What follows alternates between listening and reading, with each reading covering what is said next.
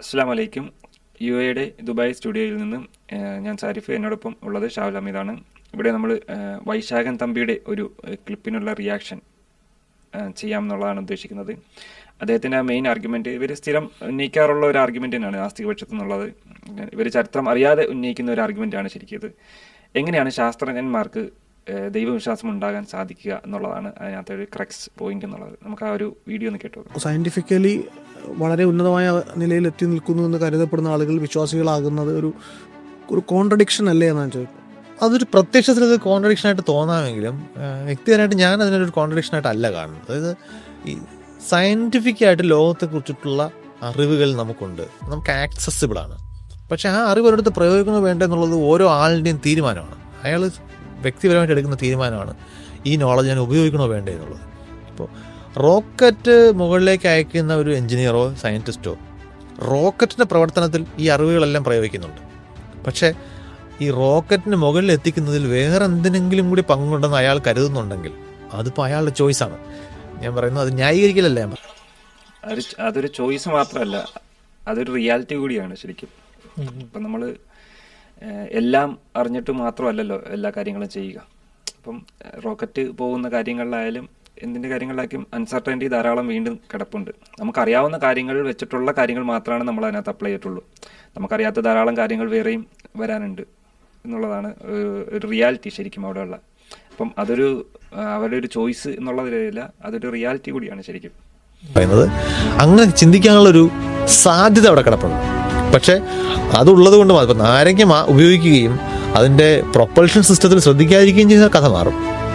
ബാക്കി സയൻറ്റിഫിക് ആയിട്ടുള്ള അറിവ് മുഴുവനും പ്രയോഗിച്ച ശേഷം അതിന് മുകളിൽ വൈകാരികമായിട്ടുള്ള ആവശ്യങ്ങളെ തൃപ്തിപ്പെടുത്തുന്നതിന് വേണ്ടി വെക്കുന്ന കടുക് വറുക്കുക എന്നൊക്കെ പറയുന്ന കൂട്ടിച്ചേർക്കലാണ് പലപ്പോഴും പ്രാർത്ഥനയെന്നോ മോഡൽ കൊണ്ടുപോയി പ്രാർത്ഥിക്കുന്നതോ തേങ്ങ അടിക്കുന്നതോ ഉള്ള പ്രവൃത്തികളായിട്ട് മാറുന്നത്. സിമ്പിളായിട്ട് ആലോചിച്ചാൽ മതി. തേങ്ങ അടിക്കാതെ പോകുന്ന റോക്കറ്റുകൾ അവിടെ എത്തുന്നില്ലേ? നാരങ്ങ കെട്ടാതെ പോകുന്ന റോക്കറ്റുകൾ എത്തുന്നില്ല. പിന്നെ ഇതിനകത്ത് നാരങ്ങ കെട്ടുന്നതിനോടും മുളക് തൂക്കിയിടുന്നതിനോടൊന്നും നമ്മൾ തീരെ യോജിക്കുന്ന കാര്യങ്ങളല്ല. അതുമുതൽ തന്നെ എല്ലാ കാര്യങ്ങളും ചെയ്തതിന് ശേഷം മാത്രമാണ് പ്രാർത്ഥനയും പാടുള്ളൂ എന്ന് തന്നെയാണ് നമ്മുടെയും ആർഗ്യുമെൻറ്റുകൾ. പ്രത്യേകിച്ച് ഇസ്ലാമിൻ്റെ ആർഗ്യുമെൻറ്റ്. അതിലൊരു ഹദീസ് തന്നെ നമുക്ക് കാണാൻ സാധിക്കും. പ്രവാചകൻ്റെ നിങ്ങളാദ്യം ഒട്ടകത്തെ കെട്ടിയിടുക, എന്നിട്ട് അത് ഒട്ടകം നഷ്ടപ്പെടാതിരിക്കാൻ പ്രാർത്ഥിക്കുക എന്നുള്ളതാണ്. അല്ലാതെ അലഞ്ഞ് തിരിച്ച് വിട്ടിട്ട് ദൈവത്തെ എന്നോട് സംരക്ഷിച്ചോ എന്ന് പറയലല്ല ശരിക്കും ചെയ്യുക. മാത്രമല്ല, പിന്നെ എനിക്കിത് കേട്ടപ്പോൾ മനസ്സിലായ ഒരു കാര്യം, ഇതിലെവിടെയാണ് ഇദ്ദേഹം എന്തെങ്കിലുമൊക്കെ ആൻസർ ചെയ്തിട്ടുള്ളത് എന്നൊരു പ്രശ്നമുണ്ട്. അതായത് സയൻറ്റിഫിക് ആയിട്ട് അതങ്ങനെയാണ് എന്ന് പറയുമ്പോൾ അതെങ്ങനെയാണ് ഒരു അൾട്ടിമേറ്റ് ആൻസർ ആകുന്നത്? ഇപ്പോൾ സയൻറ്റിഫിക് ആയിട്ട് അങ്ങനെയാണെന്ന് പറയുമ്പോൾ അദ്ദേഹം ഇവിടെ ശരിക്കും പറയുന്നത് ഭൗതികമായി നമ്മൾ നോക്കിക്കഴിഞ്ഞാൽ പ്രപഞ്ചം ഇങ്ങനെയാണ് വർക്ക് ചെയ്യുന്നത്. XYZ ഇന്ന ലോസ് അനുസരിച്ചിട്ടാണ് ഇത് വർക്ക് ചെയ്യുന്നത്. ഓക്കെ, അതുകൊണ്ട് ഒരിക്കലും തന്നെ അതെന്തുകൊണ്ട് എക്സിസ്റ്റ് ചെയ്യുന്നു എന്നുള്ള ആ ഒരു പ്രശ്നത്തിന് അവിടെ ഒരു ഉത്തരം ഉണ്ടാകുന്നില്ല. അതെന്തുകൊണ്ട് ആ നേച്ചറിൽ ഉണ്ടായി എന്നുള്ളതിനുള്ള ഉത്തരം ഉണ്ടാകുന്നില്ല. അൾട്ടിമേറ്റ് ആയിട്ട് അവിടെ ഒരു ആൻസർ ഉണ്ടാകുന്നില്ല.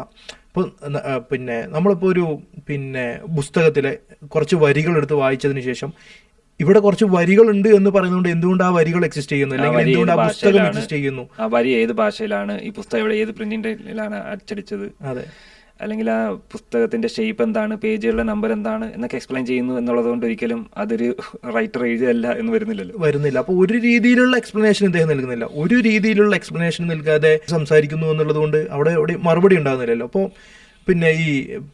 എന്താണ് റോക്കറ്റ് വിക്ഷേപണത്തെക്കുറിച്ചൊക്കെ സംസാരിക്കുമ്പോൾ അങ്ങനെ ഒരു റോക്കറ്റ് വിക്ഷേപണം നടത്തുന്നതിന് അനിവാര്യമായിട്ടുള്ള നിയമങ്ങളോ അതിൻ്റെ ചുറ്റുപാടോ ഒന്നും സയൻസ് ഇവിടെ ഉണ്ടാക്കിയെടുത്തുള്ള സാധനമല്ല. സയൻസ് ഒന്നിനും നിർമ്മിക്കുന്നില്ല, ഒന്നിനും ക്രിയേറ്റ് ചെയ്യുന്നില്ല. മറിച്ച് എന്താ ചെയ്യുന്നത്, ഇവിടെയുള്ള നിയമങ്ങളെ ഉപയോഗിക്കുകയാണ് ചെയ്യുന്നത്. ഇനി നമ്മൾ ഉണ്ടാക്കിയെടുക്കുന്ന നിയമങ്ങളാണെന്നുണ്ടെങ്കിൽ നമുക്ക് എങ്ങനെയുള്ള നിയമങ്ങൾ ഉണ്ടാക്കാം, നമുക്കത് എങ്ങനെ യൂസ് ചെയ്യാം. അതിന് പകരം നമ്മൾ ചെയ്യുന്നത് ഇവിടെയുള്ള ഭൗതികമായി നിലനിൽക്കുന്ന നിയമങ്ങളെ ഉപയോഗിക്കുക മാത്രമാണ് ചെയ്യുന്നത്. അപ്പോൾ ഇപ്പോൾ ഗ്രാവിറ്റിയുടെ തന്നെ കേസിലേക്ക് വരാം.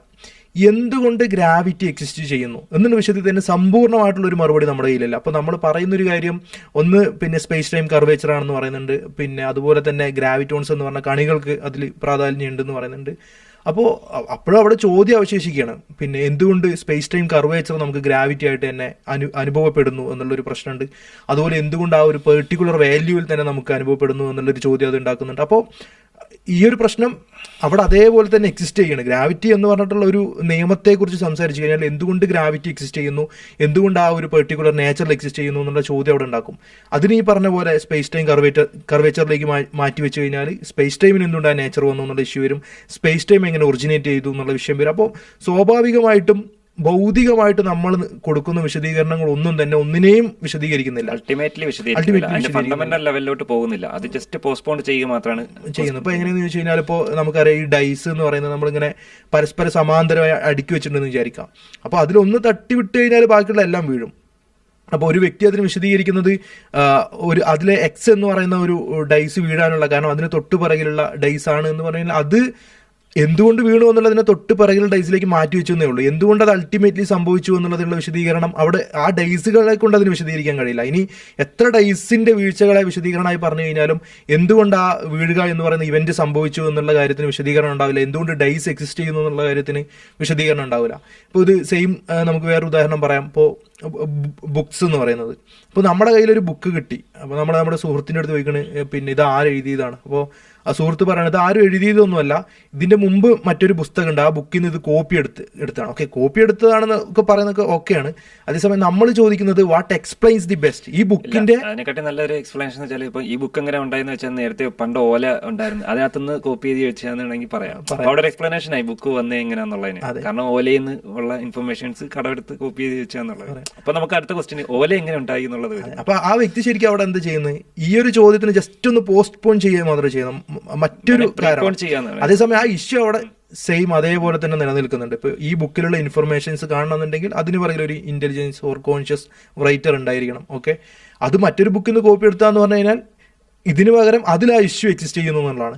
ഇതേപോലെ ഭൗതികമായിട്ടുള്ള കാര്യങ്ങൾ വിശദീകരിക്കാൻ മറ്റൊരു, ഇപ്പോൾ സാധാരണ പറയേണ്ടത് ഈ പ്രപഞ്ചം എന്ന് പറയുന്നത് മറ്റൊരു പ്രപഞ്ചത്തിന്റെ ബാക്കിയായി ഉണ്ടായതാണെങ്കിലോ, മറ്റൊരു ബിഗ് ക്രഞ്ച് വഴി ഉണ്ടായതാണെങ്കിലോ, മറ്റൊരു ബിഗ് ബാങ് വഴി ഉണ്ടായതാണെങ്കിലോ എന്നൊക്കെ പറയാൻ ശ്രമിക്കാറുണ്ട് ചില പിന്നെ ഫിസിസിസ്റ്റുകളെങ്കിലും.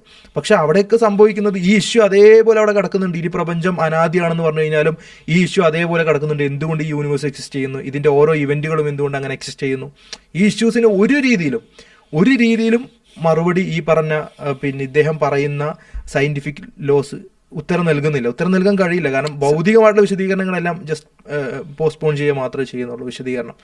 അപ്പോൾ ഇതിനകത്ത് എവിടെയാണ് ആൻസർ ഉള്ളത് എന്ന് മാത്രമല്ല, ഇതിനകത്ത് പ്രശ്നം അങ്ങനെ സയൻസ് എല്ലാത്തിനും വിശദീകരിച്ചു എന്നുള്ള ആ ഒരു പിന്നെ അങ്ങനെ ആ ഒരു ടോണിൽ സംസാരിക്കുന്നു എന്നുള്ളത് മാത്രമല്ല പ്രശ്നം, അതല്ലാതെ എങ്ങനെയാണ് ആളുകൾക്ക് വിശ്വാസികളായി തുടരാൻ കഴിയുന്നത് അദ്ദേഹം ആശ്ചര്യപ്പെടുകയാണ്. അപ്പോൾ അതെങ്ങനെയാണ് കഴിയുന്നതെന്ന് എനിക്കറിയില്ല. കാരണം സയൻസ് ഒന്നിനും എക്സ്പ്ലെയിൻ ചെയ്യുന്നില്ല. സയൻസ് എന്ന് പറയുന്നത് ഇപ്പോൾ നമ്മളൊരു പുസ്തകത്തിലെ വരികളെ വായിക്കുന്നത് പോലെ നിലനിൽക്കുന്ന പ്രപഞ്ചത്തിൻ്റെ റെഗുലാരിറ്റീസിനെ, അതിൻ്റെ നേച്ചറിനെ നമ്മൾ വായിക്കുകയാണ്, മനസ്സിലാക്കുകയാണ്. അപ്പോൾ നമ്മൾ കേവലം ഒരു പുസ്തകത്തെ വായിച്ചു എന്നുള്ളത് കൊണ്ട് ആ പുസ്തകത്തിന് സൃഷ്ടാവില്ല അല്ലെങ്കിൽ എഴുത്തുകാരനില്ല എന്ന് വാദിക്കുന്നത് പോലെയാണ് പ്രപഞ്ചത്തെ വായിച്ചതിന് ശേഷം പ്രപഞ്ചത്തിന് സൃഷ്ടാവില്ല എന്ന് വാദിക്കുന്നത്. എന്ന് മാത്രമല്ല, ശരിക്കും നമുക്കങ്ങനെ റീഡ് ചെയ്യാൻ കഴിയുന്നത് അതിനകത്തൊരു ഇന്റലക്ച്വൽ കണ്ടന്റ് ഉള്ളത് കൊണ്ടാണ്. ഒരു പുസ്തകത്തിനെ വായിച്ചിട്ട് അതിൻ്റെ എഴുത്തുകാരനെ നമുക്ക് അസ്യൂം ചെയ്യാൻ കഴിയുന്നത് പോലെ പ്രപഞ്ചത്തെ വായിച്ചെടുക്കാൻ, അതിൽ നിന്ന് അതിൻ്റെ നിയമങ്ങളെ നിർദ്ധാരണം ചെയ്തെടുക്കാനൊക്കെ നമുക്ക് കഴിയുന്നത് പ്രപഞ്ചത്തിന് ആ ഒരു ഇന്റലിജൻസ് ഉള്ളത് കൊണ്ടാണ്. പിന്നെ ഇപ്പോൾ നമ്മൾ ആലോചിക്കുക, പിന്നെ ഓരോ നിമിഷത്തിലും പിന്നെ ഒരു ലോയും അനുസരിക്കാതെ ശൂന്യതയിൽ നിന്ന് കുറേ കാര്യങ്ങൾ ഉണ്ടാവുകയാണ്, കുറേ കാര്യങ്ങൾ ശൂന്യതയിലേക്ക് പോവുകയാണ്. പിന്നെ ഈ ഗ്രഹങ്ങളൊക്കെ ഓരോ നിമിഷവും അവർക്ക് തോന്നുന്ന പിന്നെ ഈ ഓർബിറ്റ്സിനെ ഫോളോ ചെയ്യണം. അങ്ങനെ കൃത്യതകളില്ല, അതുപോലെ തന്നെ നിയമങ്ങളില്ല എന്ന് വെച്ച് കഴിഞ്ഞാൽ അവിടെ നമുക്ക് സയൻസ് എന്ന് പറയുന്ന ഒരു സാധനം പ്രാക്ടിക്കൽ അല്ല. കാരണം സയൻസ് എന്ന് പറയുന്നത് റെഗുലറായി വർക്ക് ചെയ്യുന്ന കാര്യങ്ങളെ റീഡ് ചെയ്താൽ മാത്രമേ കഴിയുള്ളൂ. അപ്പോൾ സ്വാഭാവികമായിട്ടും സയൻസ് വർക്ക് ചെയ്യില്ല.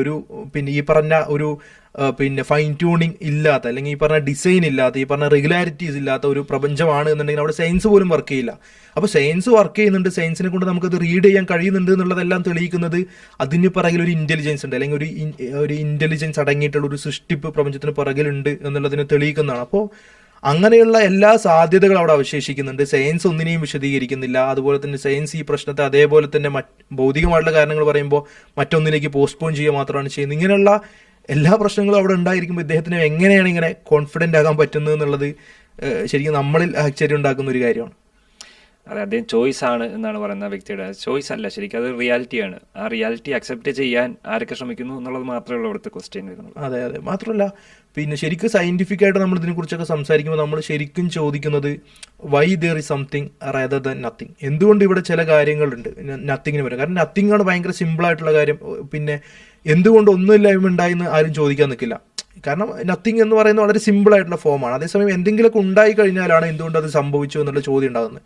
അപ്പോൾ ആ ഒരു ചോദ്യം പിന്നെ എന്താ പറയുക, എത്തീസത്തിന് കൗണ്ടർ ചെയ്യാൻ പറ്റുന്നതിന് അപ്പുറത്തേക്കാണ്. കാരണം എന്തെങ്കിലുമൊക്കെ ഉണ്ടായി കഴിഞ്ഞാൽ സംതിങ് നെസസറിലി ഉണ്ടായിരിക്കണം. എന്തോ ഒന്ന് നെസസറി ആയി ഉണ്ടായിരുന്നത് കൊണ്ടാണ് എന്തെങ്കിലുമൊക്കെ ഉണ്ടായത്.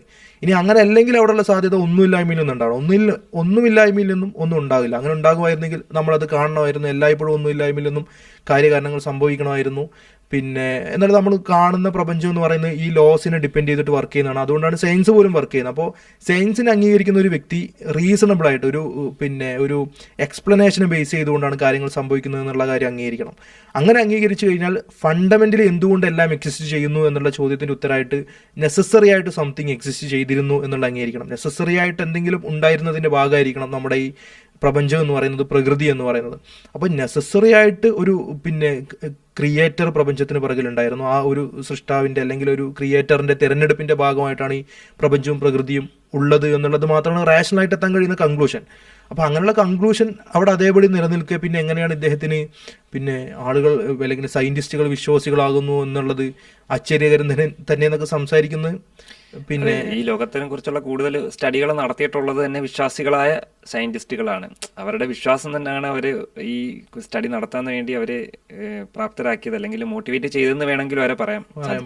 ബിഗ് ബാങ് പോലുള്ള കണ്ടുപിടുത്തം നടത്തിയത് തന്നെ ജോർജ് ലമേറ്റർ എന്ന് പറയുന്ന ഒരു ക്രിസ്ത്യൻ പാതിരിയൊക്കെയാണ്.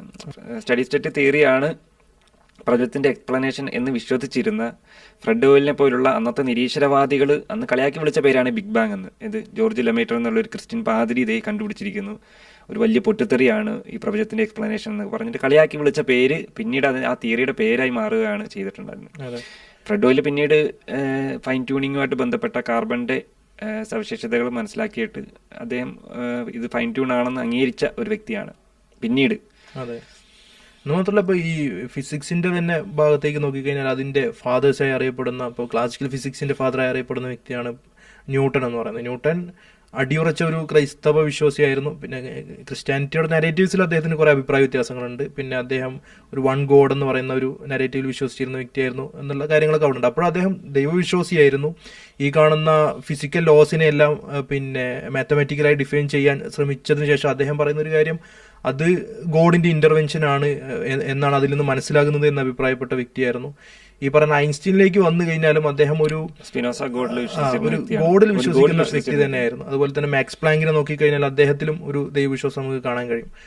അപ്പോൾ എന്ന് മാത്രമല്ല, ഇനിയിപ്പോൾ ഏറ്റവും ആധുനികരായിട്ടുള്ള ഫിസിസിസ്റ്റുകളെ നോക്കിക്കഴിഞ്ഞാൽ ഇപ്പോൾ മിഷിയോ കാക്കുവിനെ പോലെയൊക്കെയുള്ള ആളുകൾ, മിഷിയോ കാക്കുവിൻ്റെയൊക്കെ ഒരു ദി ഗോഡ് ഇക്വേഷൻ എന്ന വർക്കിലൊക്കെ നോക്കിക്കഴിഞ്ഞാൽ അതിൽ ദൈവാസ്തിത്വം എന്നുള്ളതിനൊരു റാഷണൽ എക്സ്പ്ലനേഷനായിട്ട് നമുക്ക് കാണാം എന്ന് അദ്ദേഹം സമ്മതിക്കുന്നുണ്ട്. ഭൗതിക പ്രപഞ്ചത്തെ വിശദീകരിക്കാനുള്ള ഒരു റാഷണൽ എക്സ്പ്ലനേഷനായിട്ട് തന്നെ ദൈവാസ്തിത്വത്തെ അംഗീകരിക്കാമെന്നാണ് മിഷിയോ കാക്കുവിനെ പോലുള്ള ആളുകളൊക്കെ പറയുന്നത്. അതായത് ഏറ്റവും മോഡേൺ ഫിസിസിസ്റ്റുകളുടെ കാര്യമാണ് പറയുന്നത്. അപ്പോൾ സയന്റിസ്റ്റുകളെ, അതായത് ഇവിടെ മനസ്സിലാക്കേണ്ടത് ദൈവമുണ്ട് എന്നുള്ള ലോകവീക്ഷണത്തെ നിരാകരിക്കുന്ന ഒന്നും തന്നെ സയൻസിനകത്തില്ല എന്ന് മാത്രമല്ല, വളരെ റാഷണലായി ഫിലോസഫിക്കലായി ചിന്തിക്കാന്നുണ്ടെങ്കിൽ ഈ പ്രപഞ്ചത്തിന് മുഴുവൻ ഒരു വിശദീകരണം ഉണ്ടായിരിക്കണം. ആ വിശദീകരണത്തിന്റെ ഭാഗമായിരിക്കണമല്ല. അപ്പോൾ സ്വാഭാവികമായിട്ടും ദർ ഇസ് എ ക്രിയേറ്റർ എന്നുള്ള ഐഡിയ അതിനകത്ത് നിന്ന് കിട്ടും. അപ്പോൾ ദൈവമുണ്ട് എന്നുള്ളതും സയന്റിഫിക്കായും ഫിലോസഫിക്കലായും നമുക്ക് എത്താൻ കഴിയുന്ന കാര്യമാണ്. റാഷണലി നമുക്ക് എത്താൻ കഴിയുന്ന കാര്യമാണ്. അതേപോലെ തന്നെ ദൈവമില്ല എന്നുള്ളത് നമുക്ക് ഒരിക്കലും എത്താൻ കഴിയാത്ത കാര്യമാണ്. അതെ, ഒരു പോസിബിലിറ്റി, അതൊരു 1% താഴെയുള്ള അല്ലെങ്കിൽ 0.000 സംതിങ് പോസിബിലിറ്റി മാത്രമായിട്ട് നിൽക്കുന്ന ഒരു സാധ്യത മാത്രമായിട്ട് മാറ്റാൻ കഴിയുന്ന ഒരു കാര്യമാണ് ഈ നിരീശ്വരവാദം അല്ലെങ്കിൽ അതിനുള്ള എക്സ്പ്ലനേഷൻസ് എന്നുള്ളതാണ്. അപ്പോൾ വൈശാഖൻ നമ്മി ഇവിടെ കാണിക്കുന്ന ഒരു ഫാൾസ് കോൺഫിഡൻസ് ആണ് എന്നുള്ളതാണ് ആത്യന്തികമായി. അത് അദ്ദേഹത്തിന്റെ ഒരു നരേറ്റീവ് അല്ലെങ്കിൽ അദ്ദേഹത്തിന്റെ ആ ഒരു നിൽക്കുന്ന പൊസിഷനെ അതിനെ ജസ്റ്റിഫൈ ചെയ്യാൻ വേണ്ടി ചെയ്യുന്ന ഒരു കാര്യം മാത്രം. അദ്ദേഹത്തിന് അങ്ങോട്ട് തുറന്നു പറയാനും സാധിക്കുന്നില്ല. എന്നാൽ അദ്ദേഹത്തിന് ആ പൊസിഷൻ കീപ്പ് ചെയ്യുകയും ചെയ്യണം എന്നുള്ള ഒരു വിഷമത്തിൽ നിന്നാണ് ഇങ്ങനത്തെയുള്ള ഒരു പേരുകൾ, ഇങ്ങനത്തെയുള്ള പ്രസ്താവനകൾ അദ്ദേഹത്തിന്റെ കയ്യിൽ നിന്ന് വരുന്നതെന്നാണ് മനസ്സിലാകുന്നത്. നമുക്ക് ഇനിയും മറ്റ് റിയാക്ഷൻ വീഡിയോകളുമായിട്ട് വീണ്ടും കാണാം. അസ്സലാമു അലൈക്കും.